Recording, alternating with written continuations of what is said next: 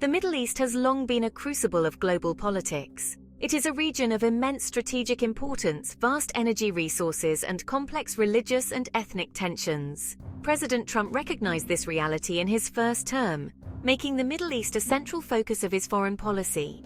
His decisions, often unconventional and disruptive, sent shockwaves through the region. Now, as he embarks on a second term, the Middle East is once again watching, wary, but expectant. Trump's first term witnessed a dramatic reshaping of the geopolitical landscape. His decision to relocate the United States Embassy to Jerusalem, a move long sought by Israel but opposed by Palestinians and much of the Arab world, upended decades of diplomatic orthodoxy. His withdrawal from the Iran nuclear deal, negotiated by his predecessor Barack Obama, further inflamed tensions with Tehran. These actions, while applauded by some, raised concerns about America's commitment to long-standing alliances and the potential for greater instability. The Middle East that Trump inherits in his second term is vastly different from the one he encountered in 2016. The Arab Spring, which once held the promise of democratic change, has largely given way to authoritarian resurgence and civil war. The rise of ISIS, though militarily defeated, continues to cast a long shadow, with its extremist ideology finding fertile ground in regions plagued by poverty and despair. Meanwhile, the rivalry between Saudi Arabia and Iran, often playing out through proxy conflicts in Yemen and Syria, threatens to engulf the entire region. Against this backdrop of uncertainty and volatility, Trump's second term promises to be anything but predictable. His penchant for transactional diplomacy, his distrust of multilateral institutions, and his willingness to challenge conventional wisdom suggest that the Middle East will remain a key arena for his unconventional approach to global affairs. Few relationships are as consequential for the Middle East, or indeed for American foreign policy, as the one between the United States and Israel.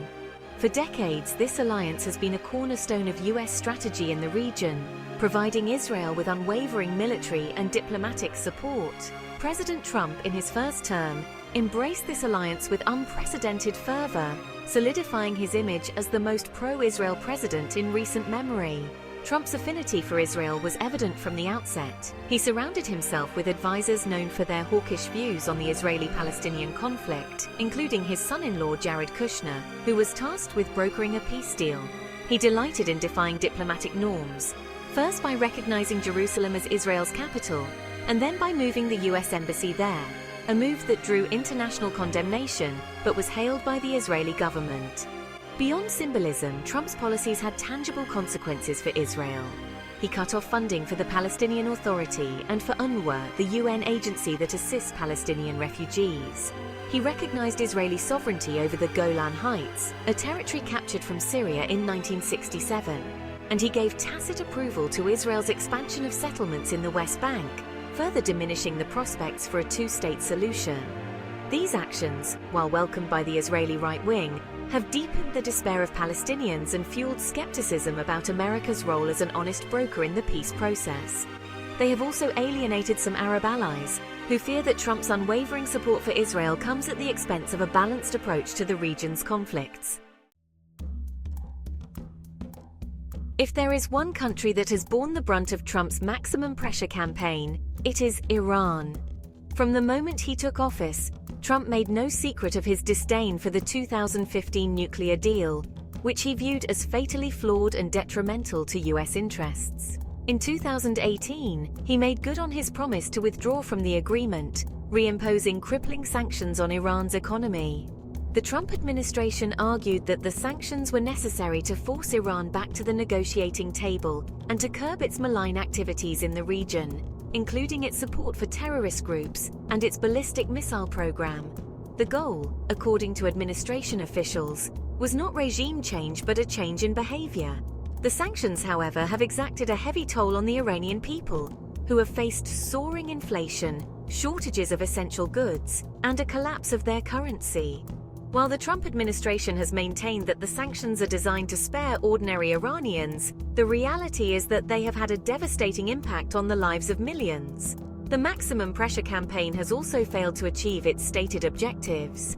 Iran has not been forced back to the negotiating table, and its regional activities have continued unabated. In fact, some analysts argue that the sanctions have had the opposite effect, pushing Iran to adopt a more aggressive posture and making it less likely to compromise. Section 4. Gulf states at the crossroads. The Gulf Arab states, long accustomed to relying on the United States for security, have found themselves in a precarious position during the Trump era. While they welcome Trump's tough stance on Iran, they have also been unsettled by his unpredictable foreign policy and his willingness to prioritize transactional relationships over traditional alliances. Saudi Arabia, the regional heavyweight and a key U.S. partner, has found itself increasingly at odds with Washington. The murder of journalist Jamal Khashoggi, allegedly on the orders of Saudi Crown Prince Mohammed bin Salman, strained relations between the two countries, with some members of Congress calling for a reassessment of the U.S.-Saudi partnership. The United Arab Emirates, another close U.S. ally, has also sought to diversify its partnerships, hedging its bets in a region increasingly defined by great power competition. The UAE has deepened its economic and technological ties with China, even as it continues to maintain strong military cooperation with the United States. This balancing act reflects the growing dilemma facing Gulf Arab states. They recognize that the United States remains the dominant military power in the region, but they are also aware of its waning appetite for costly military interventions. At the same time, they see China's growing economic and geopolitical clout and are eager to capitalize on its rise. Section 5. Diplomacy on a razor's edge.